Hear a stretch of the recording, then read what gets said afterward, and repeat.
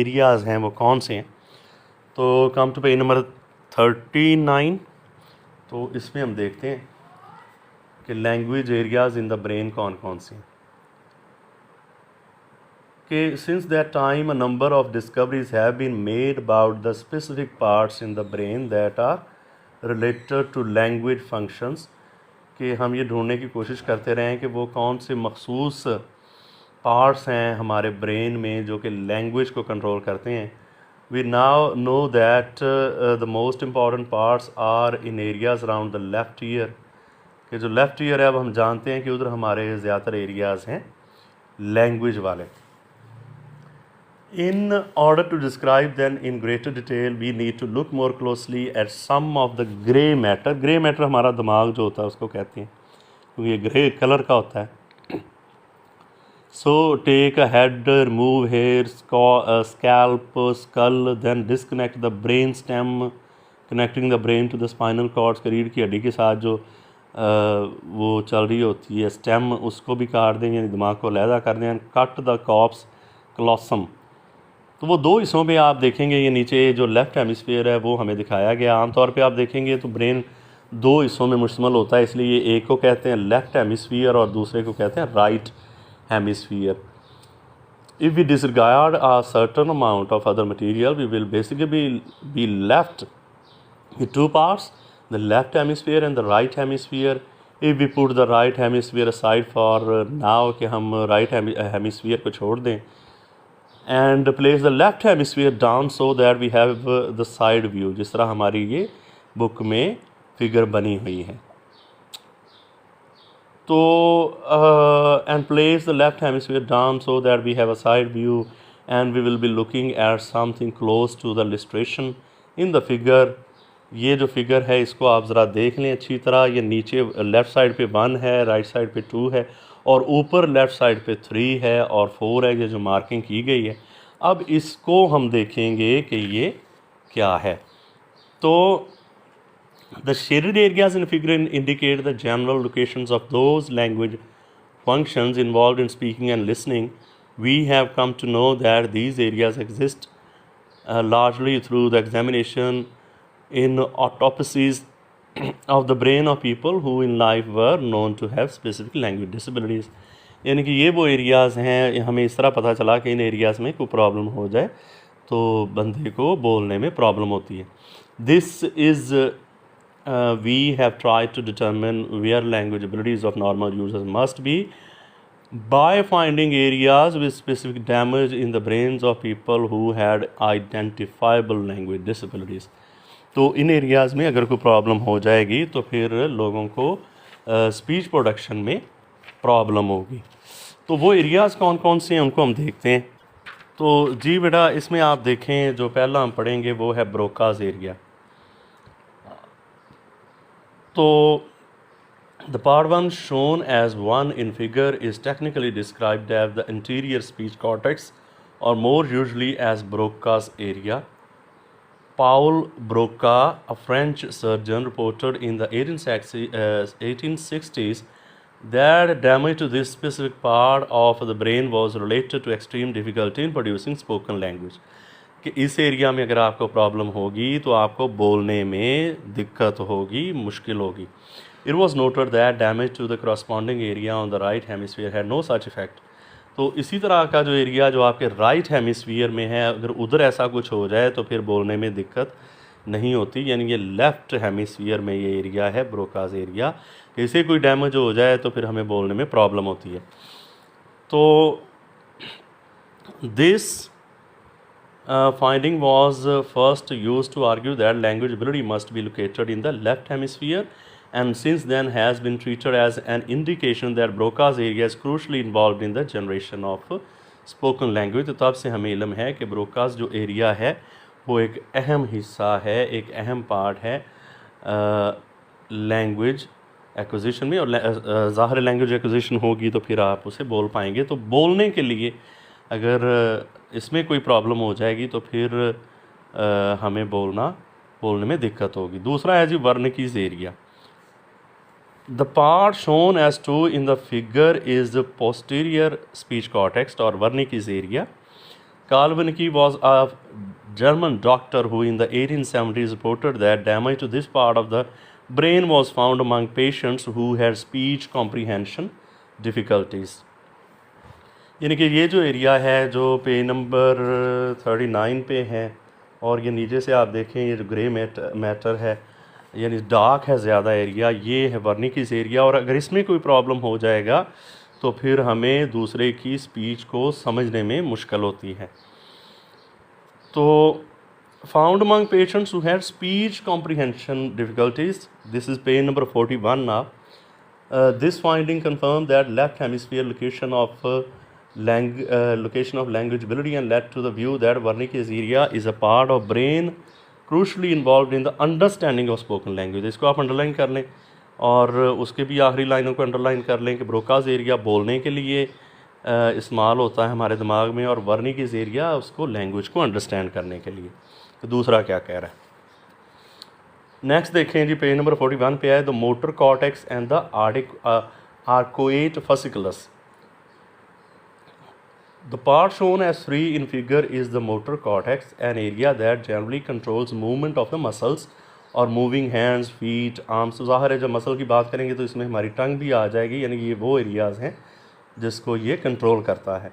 The part of the motor cortex that is close to Broca's area controls the articulatory muscle of the face, jaw, tongue and larynx and hence the physical articulation of the speech. तो motor cortex यानी motor से ही है कि ये चलाता है हमारे जबड़ों को, हमारी टंग को, जिसकी वजह से हम बोल पाते हैं। तो यानी ये फिज़िकली जो हमारे आर्टिकुलेटर्स हैं उनको मोटर कॉर्टेक्स डील करता है। In the 1950s two neurosurgeons Penfield and Roberts found that by applying small amounts of electrical current, यानी थोड़े थोड़े आप करंट के झटके देंगे to specific parts of the brain, they could identify areas where the electric stimulation would interface with speech production. तो उससे हमें पता चल जाएगा, यानी एक तरीका कार है जानने का, तो इसकी मदद से हम जान पाएंगे कि वो कौन से एरियाज़ हैं जो इसमें इस्तेमाल होते हैं मस्कुलर मूवमेंट में। द पार्ट शो इन 4, अब चौथा जो एरिया है, in the figure is a bundle of nerve fibres called the arcuate fasciculus, यानी कि ये एक गुच्छा है हमारी छोटी छोटी नर्व फाइबर्स का जो बहुत बारीक हैं। This is also one of Wernicke's discoveries and is now known to form a crucial connection between Wernicke's and Broca's area, यानी इन दोनों को मिलाता है। ज़ाहिर ये मिलते हैं तो फिर ही हम इस काबिल होते हैं इतनी जल्दी बोल पाने में कि जो हमने सुना होता है उसको रिस्पॉन्स करने की पोजीशन में आ जाते हैं। तो एनी हाउ ये आगे लोकलाइजेशन व्यू है कि अगर हम दिमाग को देखें तो क्या होता है इसको, this is the simpler of the things, जो असल एरियाज़ थे जो बात ही मैंने आपको बता दी, इसको बेटा आप गो थ्रू कर लें। और अब हम आप आ जाएँ जनाब पेज नंबर 43 पे। तो बेटा ये एक अहम टॉपिक है और ये पहले एग्ज़ाम में आया भी हुआ है, यानी tongue tips and slips. This is page number 43। तो we have all experience difficulty in some occasions in getting brain and speech production to work together smoothly. बाज़ का हम कहना कुछ चाह रहे होते हैं और ज़ुबान से कुछ लिख जाता है, और बाज़ का कोई बात ज़हन में भी होती है तो वो मुंह पे आ नहीं पाती, यानी याद नहीं आ रही होती, उसका आइडिया पूरा होता है। तो minor production difficulties of this sort may provide possible clues to how our linguistic knowledge is organised within the brain. तो ये हमें जो हो जाती है ये गलती, तो वो कहते हैं कि वो हमें ये नॉलेज प्रोवाइड करती है कि हमारे जहन में किस तरह ज़ख़ीरा किया जाता है लिंग्विस्टिक्स नॉलेज को, यानी कि लैंग्वेज के नॉलेज को। तो पहले हम देखेंगे the tip of the tongue phenomena. There is, for example, the tip of the tongue phenomena in which we feel that some word is just eluding us. मैं अभी बात कर रहा था कि हमारे जहन में वो बात पूरी तरह नहीं आ रही होती, लेकिन उसका कुछ ना कुछ आइडिया मौजूद होता है। We know the word but it isn't, it just won't come to the surface. Studies of this phenomena have shown that speakers generally have an accurate psychological outline of the word, कि उसका हमें नफसियाती तौर पर इल्म होता है कि वो क्या है, कॉन्सेप्ट क्या है, आइडिया क्या है। Can get the initial sound correct and mostly know the number of syllables in the word, कि उसकी शुरू वाली साउंड भी अमूमन हमें याद होती है ज़्यादातर केसेस में, और उसमें कितने सिलेबल हैं ये भी पता होता है। This experience also mainly occurs with uncommon words and names It suggests that our word storage system may be partially organized on the basis of some phonological information and that some words in the store are more easily retrieved than others. तो हम आवाज़ की बुनियाद पर हमारा जो दिमाग है वो लफ्ज़ों को सेव करता है और उनमें कुछ लफ्ज़ ऐसे होते हैं यानी कि ज़ाहिर उसकी वजह ये होगी कि वो हमने दोबारा ज़्यादा इस्तेमाल करते रहे होंगे बार बार, तो इस वजह से उनको रिकॉल करना आसान होता है. When we make mistakes in this retrieval process, कि जब हम उनको लफ्ज़ों को अपनी याददाश्त से अपनी ज़ुबान पर लाने में कोई गलती करते हैं, there are often strong phonological similarity between the target word we are trying to say and the mistake we produce. तो वो लफ्ज़ जो हम गलती से बोल जाते हैं और जो असल लफ्ज़ जो हम बोलना चाह रहे होते हैं उनके दरमियान उनकी आवाज़ें यानी कि सादा लफ्ज़ों में मिलती जुलती होती हैं. For example, speaker produced secant, sextet and sexton when asked to name a particular type of navigational instrument, sextant. Other examples are fire extinguisher. Distinguish तो होता है ना प्यास बुझाना, तो वो असल लफ्ज़ तो है सॉरी आग, प्यास बुझाना होता है, सॉरी डिस्टिंग्विशर है होता है फ़र्क पैदा करना, एक्सटिंग्विशर है आग बुझाना. तो कहना तो होता है फायर एक्सटिंग्विशर जो कि सही वर्ड है, लेकिन हम कह जाते हैं फायर डिस्टिंग्विशर. एंड ट्रांसेंडेंटल मेडिटेशन को हम कह देते हैं ट्रांसेंडेंटल मेडिकेशन. तो मेडिकेशन होता है दवाइयों से इलाज और मेडिटेशन होता है ध्यान करके इलाज, यानी अकेले बैठकर. Mistake of this types are sometime referred as malapropism, यानी कि ऐसी गलतियां जो हो जाती हैं कि हमने लफ्ज़ बोलना कुछ और था लेकिन उसकी मिलती जुलती आवाज़ वाला दूसरा लफ्ज़ बोल दिया, तो इसको मैलापॉर्पिज्म कहते हैं, जो कि करैक्टर का टीवी से. इसको आप रहने दें, बस ये आप यहाँ तक कर लें, ये टीवी के बारे में जो इन्फॉर्मेशन है इसको छोड़ें. तो यानी कि जो बात हम कहना चाह रहे हों वो हमारे मुंह पे ना आ रही हो, उसकी मिलती जुलती साउंड हम बोल जाएं, तो वो होगी tip of the tongue phenomena. अब आएगा स्लिप ऑफ द टंग. ये तीनों की स्लिप्स आएंगी. पहले स्लिप ऑफ द टंग है, फिर ब्रेन है और फिर ईयर है. तो इसमें हम फिर देखते हैं जी, पहले slip of the tongue phenomena क्या है. Another type of speech error is commonly described as slip of the tongue. This produces expressions such as long story short, यानी कि उधर के लफ्ज़ उधर और उधर के उधर कर दिए. यानी कि कहना तो हमने था long story short, उसको कह दिया long story short. Use the door to open the key and 50-pound dog of bag food. ये यानी कि होना तो ये चाहिए कि use the key to open the door और a 50-pound food for 50-pound food, ये नहीं होना चाहिए, डॉग को बाद में आना चाहिए. Slips of this type are sometimes called spoonerisms after William Spooner, an Anglican clergyman at Oxford University who was known for this tongue slips. यानी कि जानबूझ के ऐसी टंग स्लिप्स करता था. तो ये होती है जी स्लिप ऑफ द टंग, यानी कि हमने दो तीन लफ्ज़ों के जो शुरू के साउंड्स हैं, लेटर्स हैं, उनको आपस में गड़बड़ कर दिया. अब देखेंगे slip of the brain. Other examples are often simply word substitutions as similar. जी बेटा, तो इसमें हमारा नेक्स्ट यानी कि थर्ड जो टॉपिक हम पढ़ रहे हैं कि जो टंग टिप्स और स्लिप्स हैं. तो टिप ऑफ द टंग में हमने पढ़ा कि कोई वर्ड हमारे मुंह में होता है और उस लेकिन अदा नहीं कर पा रहे होते, उसकी सही तरह से वो याद नहीं आ रहा होता. स्लिप ऑफ द टंग है कि हम दो तीन लफ्ज़ इकट्ठे बोलते हैं तो उनको शुरू के जो लेटर्स हैं उनको आपस में कंफ्यूज कर देते हैं. अभी स्लिप ऑफ द ब्रेन हम देखते हैं. Other examples are often simply word substitutions as a similar but inappropriate word is used instead of the target. ये हमने बोलना था कोई और वर्ड था लेकिन वो हमने कोई गैर मुनासिब वर्ड बोल दिया. In talking about his relationship with the former president, the US president had to quickly correct himself when he said we had some trumps, made some mistakes, we had some sex. Setbacks, यानी कि बोलना उसने set back था लेकिन वो बोल दिया sex. Set back होता है ना कोई खसारा या कोई कमी रह जाना. Most everyday slips however are not as entertaining, ये बाकी इतनी हंसी वाली नहीं होती. There are three general types. Preservation is when one sound is carried over to the next word, so that my favorite song comes out as my favorite song. एक ये होती है कि प्रिजर्वेशन है कि हमने कहना था फेवरेट सॉन्ग, लेकिन वो पिछले लेटर की साउंड की वजह से हम उस सॉन्ग को भी सॉन्ग कह देते हैं. एंटिसिपेशन ये दूसरी किस्म है. Is when a sound is used before its occurrence in the next word so that Roman numerical comes out as noman numerical. अब ये क्या हुआ कि अगली साउंड ने पहली वाली साउंड को इन्फ्लुएंस किया तो वही साउंड हमने बोल दी. एक्सचेंज इसकी तीसरी किस्म है. Is when sounds change places so that feel better comes out as beel factor. दोनों वर्ड्स उधर का उधर चला गया और उधर का उधर चला गया. तो although these slips are most treated as errors of articulation, they may actually result from slips of the brain as it tries to organise and generate linguistics messages. तो ये दिमाग की गलती होती है कि वो जब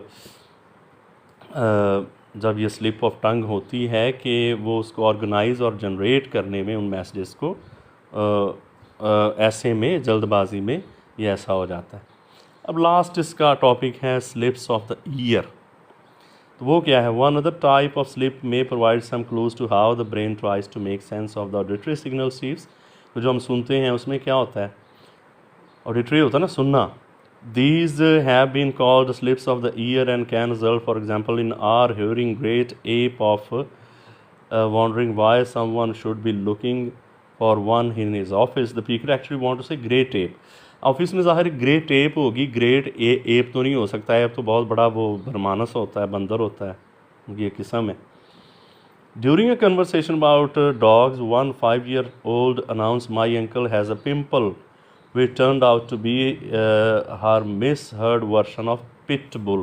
तो पिटबुल को उसने पिंपल सुन लिया और वैसे ही बोलना शुरू कर दिया. यानी कि ईयर का फंक्शन आ गया. तो जो हम सुनते हैं वो अमूमन बाज़ का गलत समझ जाते हैं और फिर उसको वैसे ही प्रोनाउंस करना शुरू कर देते हैं. ऐसे ही इसकी और एग्जांपल है. अच्छा, अब देखते हैं जी हम अफेजिया.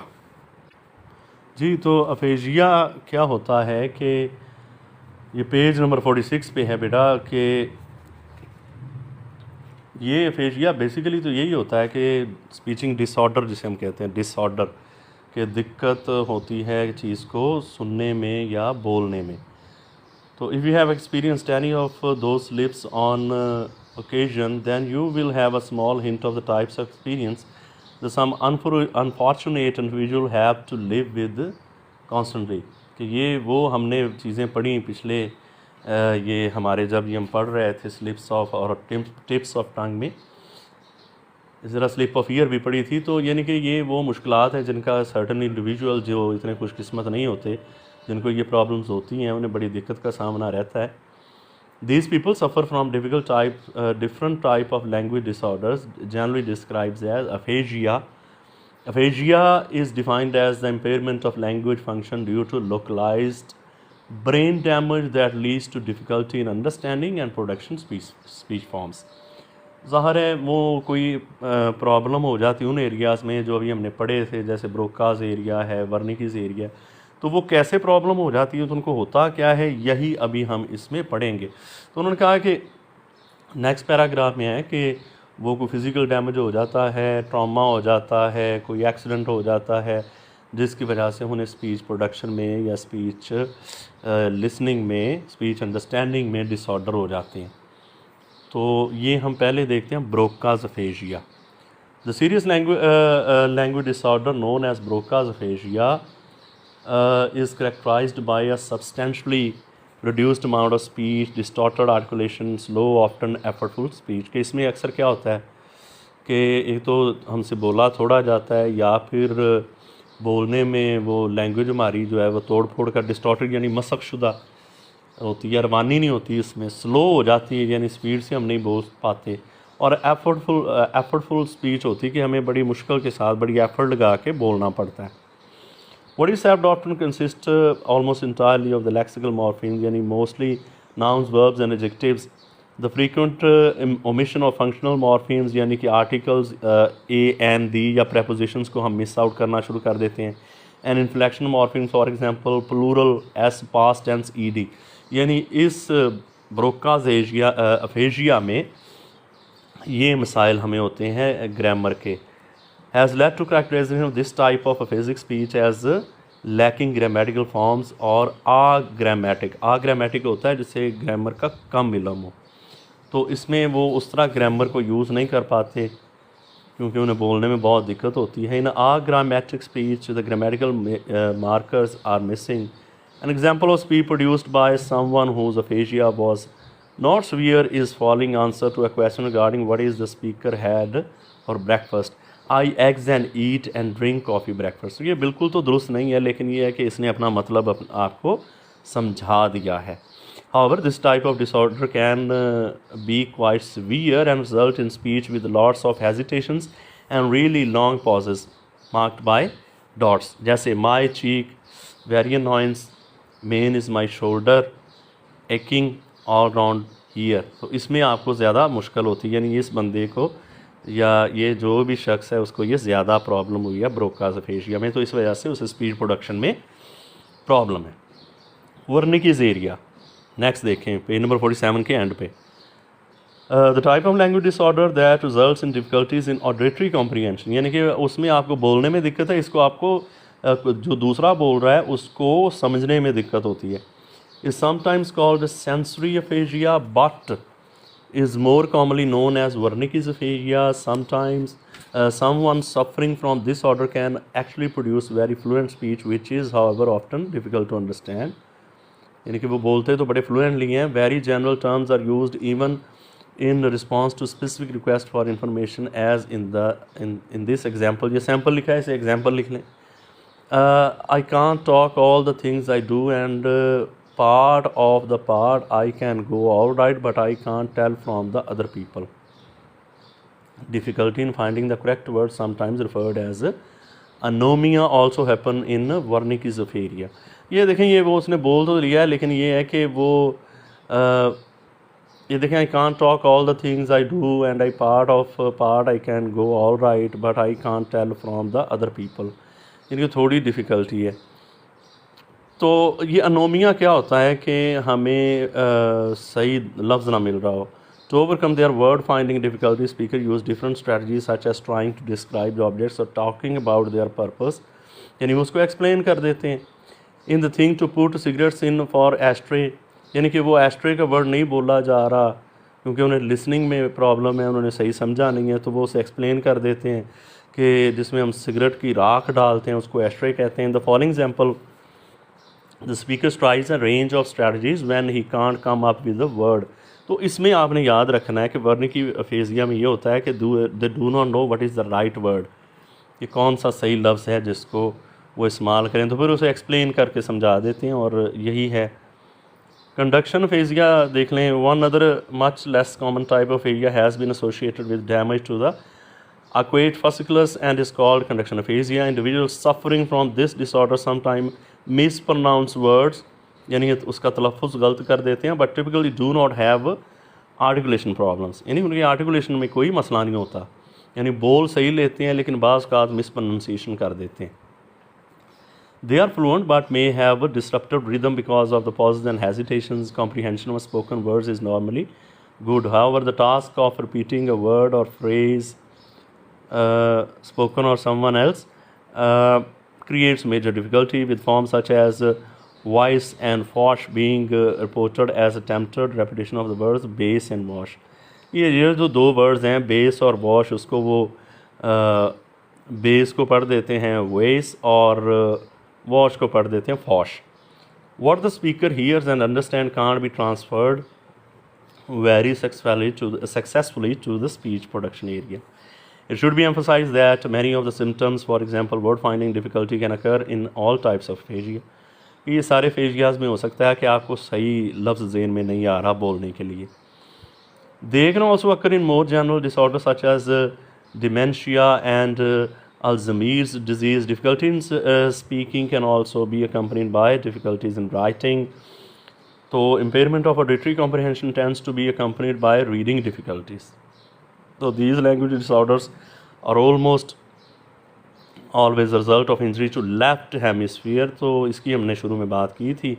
तो the left hemisphere dominance for language has been demonstrated by another research method, यानी कि दूसरी तरह से भी इसे प्रूव किया गया है।